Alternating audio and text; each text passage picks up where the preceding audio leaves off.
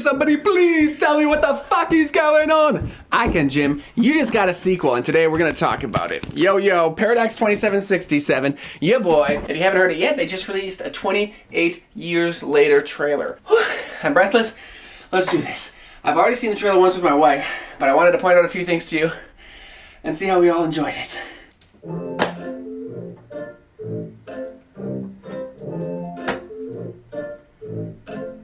My assumption at this point in the trailer is because there's power and they're watching Teletubbies, that puts it back about 28 years, so I'm pretty sure we're witnessing the start of the apocalypse. Also, they just showed us England, so, you know, it's about to get real.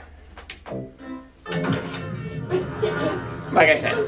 What's going on? Jimmy, sit still, keep quiet, and do not move from this spot. A lot of kid actors who I do not assume will be in the movie for very long, if this is indeed the start of the apocalypse.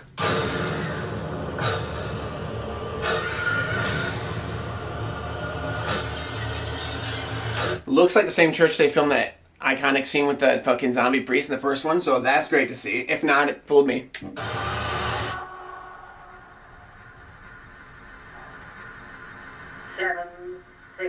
Whatever this audio is, if it's original, it's lit. If it's not, it's lit. Whatever is happening here. So it's going to be playing for the rest of the trailer. I love the sound. 11, 5, 9 and 20 miles a day, 4, 11, 17, 32 the day before. Audio looks lit. You can tell there's like less tech in this like futuristic world, post-apocalypse. And they're like going back to farming and beasts of burden, which is awesome. Moving up and down again.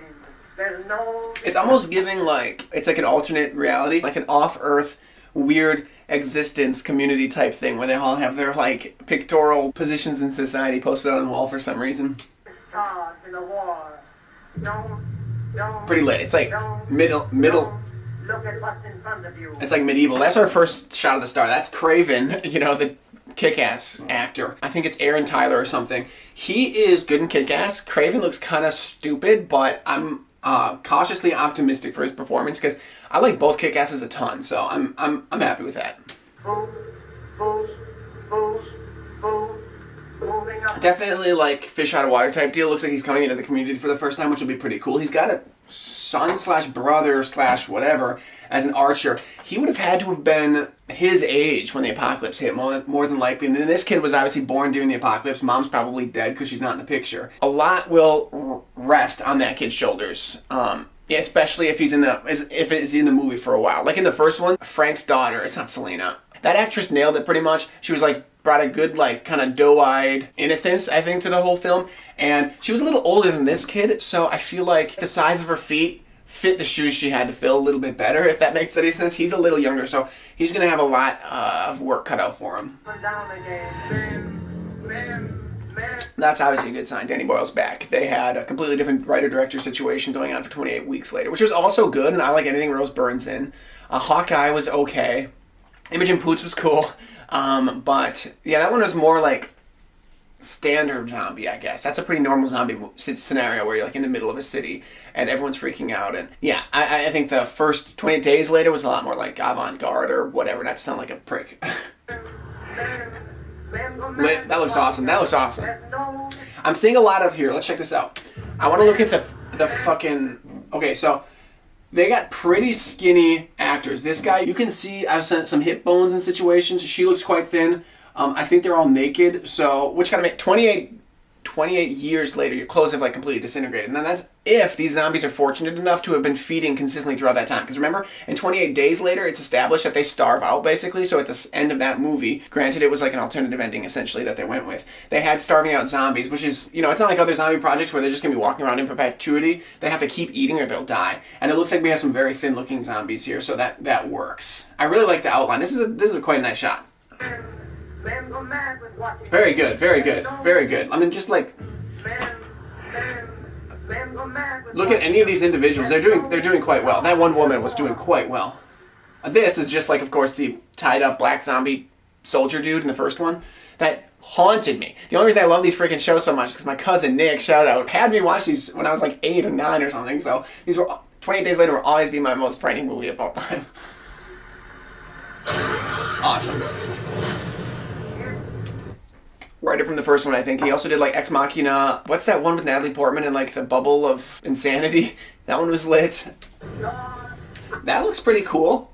It's hard to do a good mask, but honestly, like, I'm for a lot of what I'm seeing in this movie. They will get the top of you. Okay, honestly, it's sort of like, you know, Last of Us. There's a couple different like zombie IPs that have bow and arrows and that kind of aesthetic or energy. I like it a lot. I think it's gonna be pretty lit.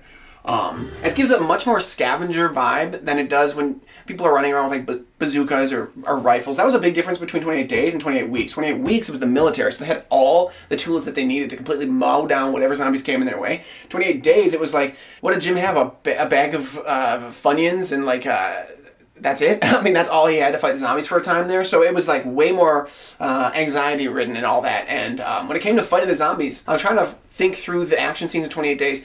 It's like Selena had her machete, but besides that, it's like when they encounter zombies, they lose a member of their party, like period in that movie. And it looks like if they're doing bow and arrow stuff, he's gonna have to like try to like scavenge for shit. It's gonna be bring up the anxiety again. Like 28 Weeks later, sort of missed. Again, it's a great film though. I like that movie. That's still like top 10 zombie movies for me, 28 Weeks.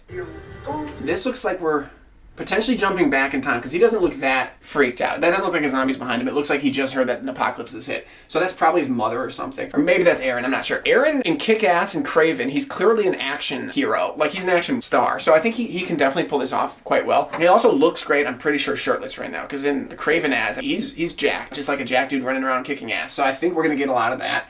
I'm okay with that, I think. That looks lit. That looks like some, like, whatever this humpback whale situation, I don't know, but that looks interesting. Like there's some mutations happening beyond. I'm not sure. I wouldn't count on it. That might be the back of like a completely decrepit zombie. I wouldn't count on mutations beyond just like the normal rage virus because that doesn't really scream 28 Days later to me. So that's probably just an artistic shot. Moving up and down again. The nose is hard to the wall.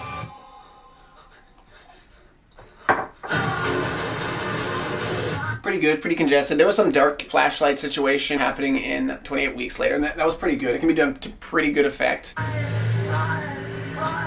This is lit. This is the best set piece of ever. I don't know. This looks so cool. Like, this is the type of thing, like, there are certain set pieces in movies. I mean, not even set pieces, scenes and stuff. Like, oh, I get it. It's the Godfather wedding scene. But in whatever movie we're watching, oh, I get it. This is like the Titanic ballroom or whatever. But in this movie, this is going to be like, oh, it's like the Bone Forest and 28 years later. This will be a forever kind of set piece, I think, in people's heads. Even if this movie bombs, this is going to be talked about. Just look at this. All of that's like, it looks like human femurs and shit stapled up and a bunch of human skulls. Like, that's awesome. That's awesome. I thought they were in the forest at first, and I think they're going to do that in the film too, probably subvert your expectations. This kid will be like, oh, what? And they're like, no, these aren't the woods, you dumbass. These are his co-stars. We're going to talk about that in a minute. I'm pretty excited for them too. Ralph Fiennes or Fiennes, that's just a good sign. He gets like really good franchises, like Bond. Now he's in the 28 franchise. He was really good as like the crazy art eater dude in the prequel to Silence of the Lambs. Like, man, that dude's got it going. And then Harry Potter, which is kind of an artistic step down, but also quite cool. A lot of the field running shit, that was cool. Let me just see what's going on with this kid and his... What is happening here? They're definitely human and they're excited. So at this point, this might be like they just first came to town or something. And he's like, oh, here, this is my son. We're from the outside coming in. And they're like, oh, cool. We have like our little halogen lamps and it's great to have an outsider. And maybe too much weird expectations are going to be put on that kid because, oh, wow, we haven't had a youth for a long time. I don't see that many children in the audience. We can't get pregnant anymore. Some shit like that. Children of men, who knows? I like that was a dark version of the set piece. He was in the Bone... What's that? He was in the Bone Forest at night. Now, you know what that tells me? It's the little kid, Ralph Fiennes, and then the female actress we're going to talk about in a minute. They were walking through during the day. He's coming through at night. So Craven, I think, is hunting them. But you know what I mean? Like Aaron, I think, gets separated from his son, his partner, his some sort of companion there. And now he's looking for them and chasing them. So either he got separated like incidentally and they think he's a zombie, or that there's more than meets the eye to that Ralph Fiennes' character and his co-star. I forget her name, but we're going to get into that in a nanosecond here. So that's going to be interesting too if he's on his own. Then he's really going to have to be a badass. His shirt's getting all ripped. He's got to like peel arrows out of zombies' heads. That might be quite interesting. I can tell you already, when I'm seeing this movie multiple times in theaters, I'm going to be excited to be spending a lot of time in this set piece. Okay, and then there's a baby, which is going to be a big deal. That might be the birth of his boy, though, and that could be his wife. Who knows? And then zombies are about to crash through the window. Okay. It's obvious now, dude. It is obvious. This is why I wanted to make this video, bro. Okay, so I wasn't sure when I showed my wife, because I watched it for the first time 10 minutes ago. We sat down in front of the TV and I put it on for her. And I was like, wait, just go back. And I paused it and went back. Who's that? Look. That, I'm almost positive, is Cillian Murphy, which is like so tragic and awesome. I can't even explain it to you. I think he still has his eyes. I can't be sure. That is definitely post, like, oh my God.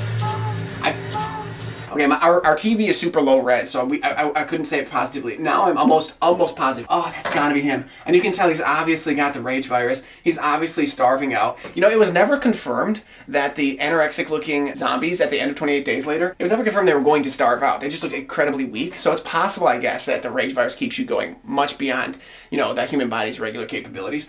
This is definitely Cillian Murphy. I'm pretty sure we're looking at Jim right here. R.I.P., dude. Like, I hope he gets a nice long scene. I think they happen upon him in a field. I think Cillian Murphy's gonna have his couple minutes of crazy action, and I don't think it's gonna be talked about. Like, they're not gonna know he's Jim. They're not gonna know his backstory. It's gonna be awesome. I think they shouldn't do any, like, flashbacks or anything. Like, oh, he goes back to the note he found of his parents saying, like, you know, with endless love, we left you sleeping, don't wake up, or whatever. I don't think they're gonna do a lot of that. I wouldn't hope so. I think they should just stay in the action, and it'll give you an idea of, like, we spent hours of our time hanging out with this specific character in London. Turns out he turns into a zombie too, and then he got his head cut off or something. I love how thin he looks. He looks fabulous in this. I can't tell you how much this, like, moves me too, because the amount of time I've rewatched 28 Days Later, the amount of time I've spent with the character Jim is ridiculous. Like, I like Cillian Murphy a lot as an actor, but honestly, when I think of Cillian Murphy and how much I like him, it's got to be like an 80-20 rule. 80% of how much I like him is because of 28 Days Later. Everything else is just like, yes, I also enjoy him in whatever else he's in.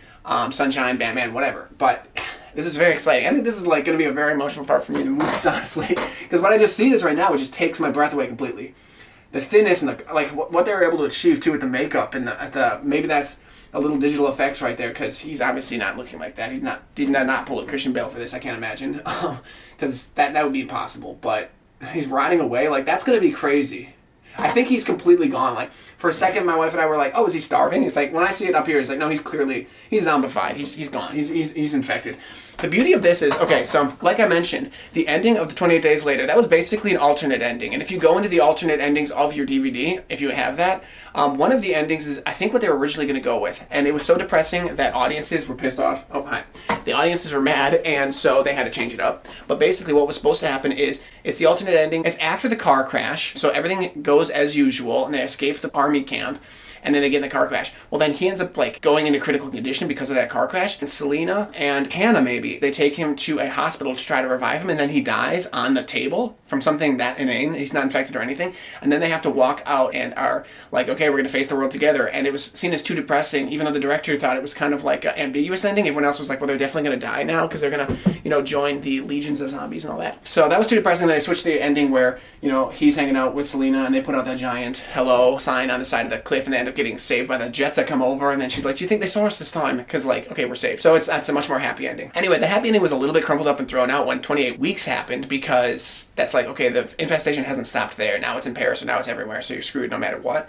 But the beauty of this is, actually, had they gone with the original ending and he died on the operating table, they would never have been able to bring him back as a zombie, which is really great, because if they nail this, I've always been bothered by that in the film, how, okay, so this is kind of the wrong ending that we're getting. It's sort of like when you hear about, like, you're trying to enjoy a piece of art, like Twin Peaks or something, and you're hearing all this behind the scenes crap that's going on, like, oh, interpersonal relationships with the cast and everything affected what was happening with the script itself. That always kind of sticks in my craw, because it's like, I want the art, I want the director, the writer, I want their vision. I don't want just, like, the product of everyone's bitching and moaning all around the project. So that stuck in my craw a little bit. In my headcanon is, okay, the true ending is honestly when he dies in the hospital, right? Well, no longer. I think this could really amend that in my little, like, freaking headcanon brain, because it's like, no, it was worth it. We needed that ending for him to be zombified. Because he, you know, like I said, he just died on the operating table, he just really rotted there. That was going to be how they bookended the movie, because you start with Cillian Murphy in a hospital room, and it was going to end that way too, essentially. And I thought that would have been a beautiful bookend, but now it's good. It's good. It's amended that. I don't think Naomi Campbell or Naomi Watts, Calypso from Pirates of the Caribbean, I don't think she's in this movie, but bro, if they slipped her in as an uncredited or something, you know, she's in her 50s now and somehow survived this whole time, because she's a main character in all of the comic books leading up to this, like the prequel comics they put out. So if they brought her back and, like, used her to, like, bookend things, man, I would die. But, you know, this is so great that it's the writer and director coming back to, like, finish off this series. It's just so perfect to me, because it's like there's a little bit of a lull, I think, in the middle of this trilogy, but now it's gonna be like, boom, it's going out with a bang. I'm pretty sure if they stick this landing, it's gonna be beautiful.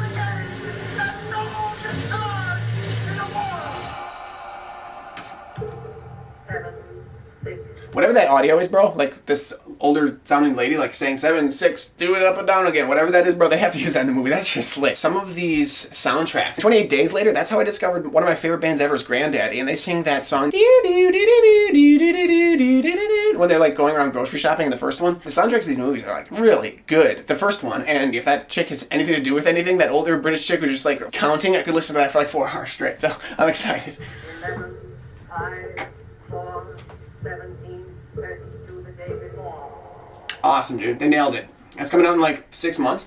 Okay, so now we're on a quick hop over to IMDb and talk about the cast. So Ralph Fiennes, we already talked about. Okay, obviously he's in a bunch of great artistic shit, so it's going to be good because he only picks like these really awesome, intense roles where he's like able to steal every scene he's in. So that's going to be great. And then, okay, so Aaron Taylor Johnson. So he's the Craven guy. He's also been in Kick-Ass, obviously. It looks like he's done some Marvel work. Captain America Winter Soldier, I guess. He was uncredited there. Pietro Maximoff.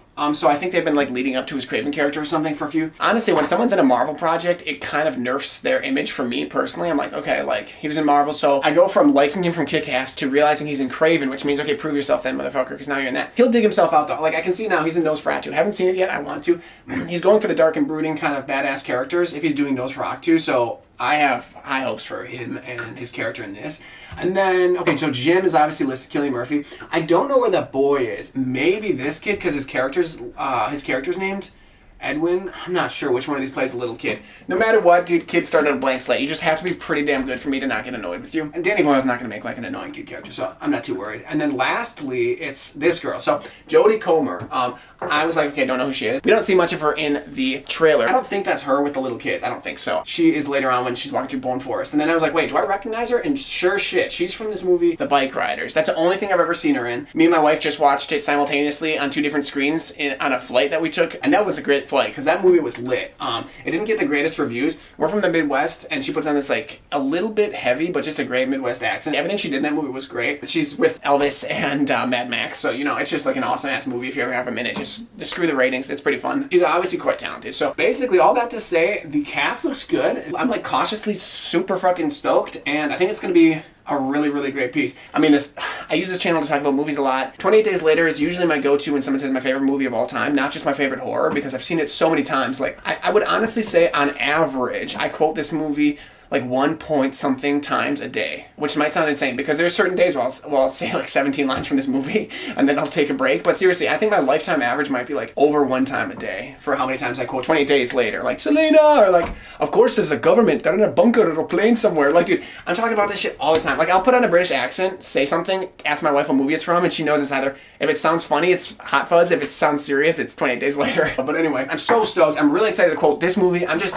very excited. It's been a very hard year for cinema, okay? Can I just like get on the soapbox for a nanosecond? I liked Anyone But You, and that might be the only movie I enjoyed actively going to this year. I don't want to be a dick, and I don't want to overlook anything, because I saw Bike Riders in a plane. I mean, like, that was a good movie that came out this year, but the thing is, like, when I like a movie, I have to go see it again a lot, and I don't know if I did that a single time this year. Like, I saw The Batman with Robert Pattinson. I saw that like 3 or 4 times in theaters, and the Elvis movie I saw like 5 times in theaters. If I like it, I'm like, I need to get in that loop. I don't think I've done that at all this year. So this is like such a breath of fresh air, excitement building situation for 2025. It's just like, okay, good. Yeah, we'll get the hell over 2024 and we're going to hit some like bangers this coming year. I mean, I know people are going to be bitching about the Snow White. People are going to be bitching about like several things that are coming out this coming year. And that's just going to happen. I'm not going to bother to see all this stupid shit that doesn't look good anyway, so it doesn't really affect my life. But to really be able to pepper through this next coming cinematic year with these like bangers like this is really going to make me excited to go out to the movies again. You just ignore the bullshit that's coming out. You go see the awesome stuff, and then you're set. I mean, Danny Boyle, this shit should be put up for Oscars. I know I'm talking foxy, but I'm going to go ahead and predict right now, because of how shitty the movie scene's been lately, I'm going to predict this is up for at least a few. Sound design. I'm going to predict this wins sound design. Fuck it. I'm just going to say that. December 10th, 2024, 28 years later, wins sound design Oscar. Fuck it. I'm just going to say something crazy. But anyway, thank you so much for watching. I hope you are as excited about this movie as I am. Leave a comment if this franchise has affected your life in any way. How old were you when you saw 28 Days Later? I want to know, because I just want to ruminate in all this awesome energy with all of you. So thank you so much. This has been Paradox 2767. I'll see you on the next one. When I'm rambling about whatever, whoever knows. Peace.